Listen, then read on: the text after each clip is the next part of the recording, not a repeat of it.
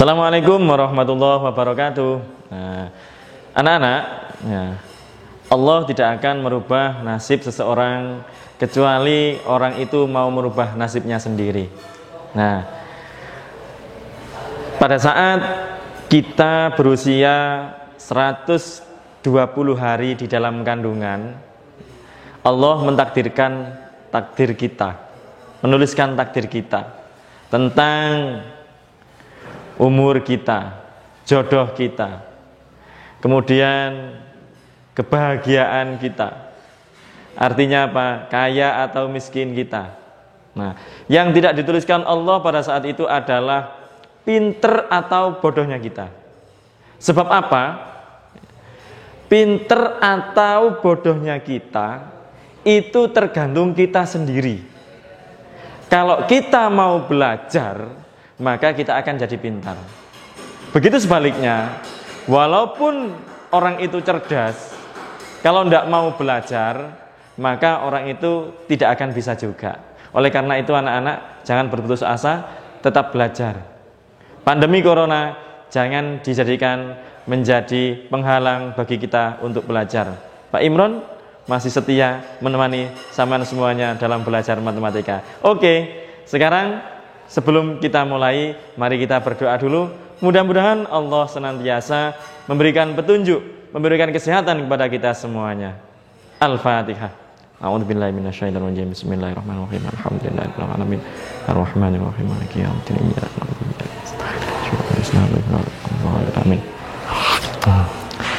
Oke guys. Nah, pagi ini kita akan pelajari tentang segitiga. Wah, segitiga. Pak Imron, kok milih materi segitiga sih? Nah, banyak sekali orang membincangkan, apa membincangkan itu? Memperbincangkan, ya, membicarakan tentang segitiga. Yang pertama, segitiga yang paling menyeramkan dan ditakuti adalah segitiga Bermuda. Wah, di mana katanya sih di titik itu bagi orang yang melewati situ, baik pesawat maupun kapal laut yang melewati situ pasti akan tenggelam ke laut tersebut, laut yang katanya sih itu termasuk kawasan segitiga Bermuda. Kemudian ada juga segitiga yang paling tidak enak, apa? Wih, cinta segitiga. Ini paling tidak enak sekali ya. Kemudian yang paling enak adalah segitiga biru. Sebab segitiga biru bisa digunakan untuk kue. Belarang tentang kaul-kaul ini Pak Imron. Oke anak-anak, segitiga. Nah, segitiga sebetulnya bangun datar. Nah, bangun datar itu tidak bisa dibuat, hanya bisa digambarkan saja. Saya ulangi lagi, setiap bangun datar itu tidak bisa dibuat, hanya bisa digambarkan saja. Nah, sebab apa? Nah, yang dikatakan segitiga ya garis ini loh nak, garis ini loh nak. Nah, ini, itu segitiga. Ini, itu segitiga. Jadi segitiga itu berbentuk garis yang terhubung sehingga membentuk 3 sudut. Itu segitiga. Iya, gambar ini segitiga. Segitiga itu gambar, bukan nggak bisa dibuat, nggak bisa dipegang juga. Sama pegang segitiga nggak bisa. Iya. Ya, oleh karena itu disebut bangun datar. Beda dengan bangun ruang. Nah, oke. Sifat-sifat umum pada segitiga. 1, mempunyai 3 titik sudut. Nah, ini. Ini sifat umum. Karena nanti kalau segitiganya sudah menjurus ke segitiga yang khusus, segitiga istimewa, seperti segitiga sama sisi, segitiga sama kaki, itu akan punya sifat khusus tersendiri. Nah, sekarang sifat umum saja, yaitu sifat yang dimiliki semua segitiga. Yaitu yang pertama, mempunyai 3 titik sudut. Nah, A, B, C. Kalau pada gambar ini. Kemudian yang kedua, mempunyai 3 sisi. Nah, sisi itu garis pembatas pada bangun datar. Nah, kalau pada segitiga ini sisinya adalah AB, BC sama AC. Dibolak-balik enggak apa-apa. BA, CA, CB enggak apa-apa.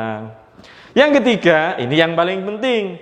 Jumlah besar ketiga sudutnya sama dengan 180 derajat. Ini berarti sudut A ini ditambah sudut B ini, nah ditambah sudut C ini, nah besarnya sudut ini ditambah besarnya sudut ini ditambah besarnya sudut ini sama dengan 180 derajat. Apapun segitiganya, baik segitiga siku-siku sama kaki sembarang, jumlah ketiga sudutnya, jumlah besar ketiga sudutnya adalah 180 derajat. Oke, sekarang kita bereksplorasi sebentar untuk membuktikan bahwa jumlah ketiga sudut pada segitiga adalah 180 derajat. Oke. Pak Imron bawa apa ini? Kertas yang permukaannya menyerupai persegi panjang, permukaannya. Ini bukan persegi panjang loh, Nak, bukan. Tapi kertas yang permukaannya kayak persegi panjang. Oke. Kalau ini namanya balok, sebab punya panjang, lebar sama tinggi, ketebalannya tingginya. Nah, kertas ini saya buat bangun yang permukaannya menyerupai segitiga. Nah, seperti ini. Nah, ya. Nah, jangan ditiru ya. Katanya sih lidah itu lebih tajam daripada pedang. Saya buktikan. Gitu ya. Ya. Oh. Ya. Tadi enggak bawa apa ya? Enggak bawa peralatan gunting gitu ya. Jadi pakai ini aja lah. Pakai lidah ya Pak Imran. Enggak apa-apa ya. Yeah. Katanya sih lidah lebih panjang, lebih tajam daripada pedang. Katanya Roma Irama gitu ya. Oke, sekarang tinggal sedikit lagi kita akan bentuk segitiga. Nah, ini Bismillahirrahmanirrahim. Katanya anak-anak ya gila nih gitu ya, enggak apa-apa. Nah, ini.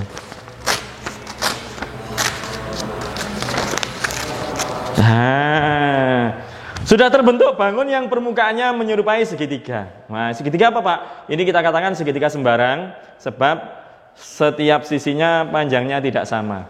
Lalu, setiap sudutnya ini kita beri nomor. Ini sudut nomor 1. Nah, ini sudut nomor 1. Nah, kemudian ini sudut nomor 2. Kemudian ini sudut nomor 3. Nah, ini. Oke. Lalu kita potong menjadi 3 bagian. Nah, kita potong jadi 3 bagian. Sudutnya ini. Nah, angger motong gitu aja ya. Nah, pokoknya terpotong gitu ya. Nah, ini. Nah. Oke. Kemudian ketiga sudutnya ini kita satukan. Nah, ini kita gunakan apa enaknya ini? Kita gunakan sulasi. Apa sulasi itu ya? Nah, untuk merekatkan ini gitu ya. Nah, ini. Terus lagi. Nah, kita gunakan sulasi untuk merekatkan ini. Kita gabung sudut pertama, ini sudut kedua. Nah, yes. Nah, nah, oke. Ini sudut ketiga. Sebentar. Nah, ini sudut ketiga. Nah,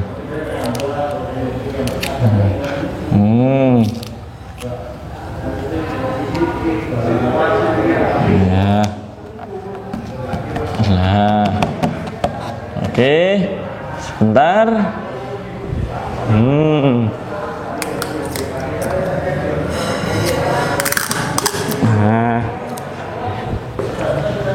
Nah.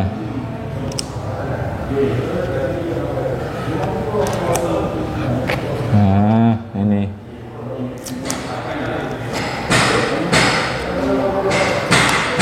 Nah.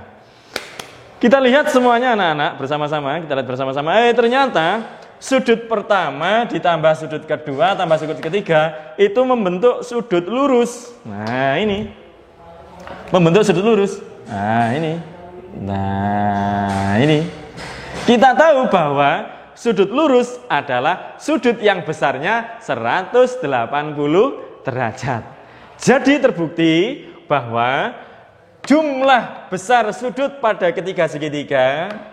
Nah, ini tambah ini, sudut pertama, sudut kedua, sudut ketiga, besarnya adalah 180 derajat. Apapun segitiganya. Oke, nah sekarang suatu contoh, misalkan ada begini nak ya. Contoh gini ya. Nah ini, satu, nah, tentukan besar sudut yang lain.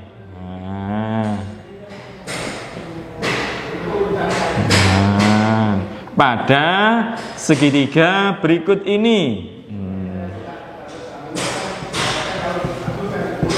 Ya. Ini, misalkan segitiganya adalah segitiga siku-siku. Salah satu sudutnya ini diketahui 35 derajat. Nah, ini misalkan segitiga PQR. Nah, sudut yang belum diketahui adalah sudut P. Nah, ini. Nah, sudut Q, karena segitiga siku-siku ada tanda seperti ini jelas 90 derajat. Sehingga jawabnya, nah, kalau mencari sudut P yang dicari adalah 180 total ketiganya, 180 dikurangi 35 derajat, dikurangi lagi 90 derajat. Sehingga sudut P sama dengan ini dikurangi ini 90 dikurangi ini berapa ya? 55 derajat. Oke, mudah kan Dek ya? Nah, bagaimana dengan soal selanjutnya yang agak rumit? Coba soal ini kita hubungkan dengan aljabar. Soal selanjutnya ini. Nanti bagaimana penyelesaiannya? Nah, nomor 2. Perhatikan Pak Imron, keliru, perhatikan gambar gitu ya. Nah, ini ada sebuah segitiga, namanya segitiga KLM. Nah, harus pakai huruf kapital, segitiga KLM. Segitiga KLM, sudut K-nya ini diketahui besarnya 5A. 5A. Kemudian sudut L besarnya adalah 2A plus 4. Nah, lalu sudut M ini besarnya adalah, nah ini 5A. Balik ya, ini 5A. Kemudian ini besarnya 3A plus 1. Nah, sudut K 3A plus 1, sudut L 2A plus 4, dan sudut M 5A. Sebentar, ini 3A plus 6 gitu aja ya, biar pas nanti. Gini ya, 3A plus 6, 2A plus 4, dan 5A. Ini. Ini ya. Oke. Pertanyaannya, tentukan besar sudut masing-masing pada segitiga tersebut. Oke. Tentukan besar sudut masing-masing pada segitiga tersebut. Berarti perintahnya kita disuruh menentukan sudut sudut K berapa derajat, sudut L berapa derajat, sudut M berapa derajat. Woi, gimana Pak caranya? Gampang. Ya, tulis jawab dulu. Jangan lupa baca bismillah. Bismillahirrahmanirrahim. Kita kembali ke jalan yang benar anak-anak. Awalnya ya nak ya, kita kembali ke jalan yang benar. Loh, apa itu Pak? Ingat bahwa jumlah sudut pada segitiga adalah 180 derajat. Kita tulis. Nah, sudut K ditambah sudut L ditambah sudut M sama dengan 180 derajat. Woi. Oke. Kuncinya cuma ini tok, Nak. Kuncinya cuma ini tok. Nah, ini. Kuncinya cuma ini tok. Masukkan sudut K. Sudut K 3A tambah 6. Nah, Sudut L di situ 2A tambah 4. Sudut M 5A.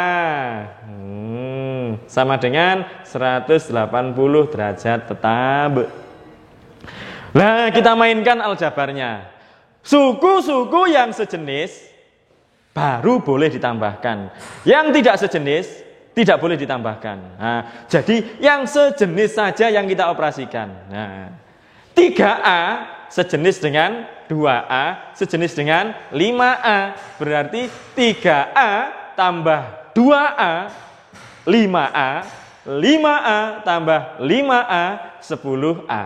Nah, saya ulangi lagi bagi sing ngelamun gitu ya. Nah, 3A tambah 2A 5A, 5A tambah 5A 10A. Loh, ditambah 6 sama 4 ini juga sejenis karena sama-sama tidak memiliki A. 6 sama 4. Sehingga 6 tambah 4 adalah 10 sama dengan 180. Nah, 10A ditambah 10 ini tidak boleh jadi 20A. Jangan salah, karena 10A tambah 10 ini tidak sejenis, tidak boleh ditambahkan. Gimana Pak? Katanya Pak Imron pada bab kemarin, loh ya, persamaan linear yang sejenis ini dipindah ke sini. Nah, ini dipindah ke sini karena 10 sama 180 sama-sama tidak punya A, berarti sejenis. 180 ini dipindah ke sini, 10 pindah ke sini jadi min 10. Ini tinggal 10A saja. Paham kan ya? Nah, 10A sama dengan 170, dari ini dikurangi ini. Sehingga A sama dengan 170 dibagi 10 sama dengan 17. Nah, sudah selesai Pak? Belum, ini masih ketemu A-nya saja. Masih ketemu A-nya saja. Nah, sekarang kita cari masing-masing sudut. Begini nak. Misalkan kalau mencari sudut K. Nah, kembali ke jalan yang benar. Berapa tadi sudut K? 3A tambah 6. Tulis dulu. 3A tambah 6. Karena A-nya sudah ketemu 17, maka 3 kali 17 ditambah 6. A-nya kita ganti 17. Nah, 3 kali 17, 51. 51 tambah 6, 57 derajat. Oh, berarti sudut K besarnya 57 derajat. Sekarang kita lanjut ke sudut L. Nah, sudut L pada soal besarnya adalah 2A plus 4. Nah, lalu kita ganti A-nya dengan 17. 2 kali 17 ditambah 4. Nah, 2 kali 17, 34 ditambah 4, 38 derajat. Berarti sudut L 38 derajat.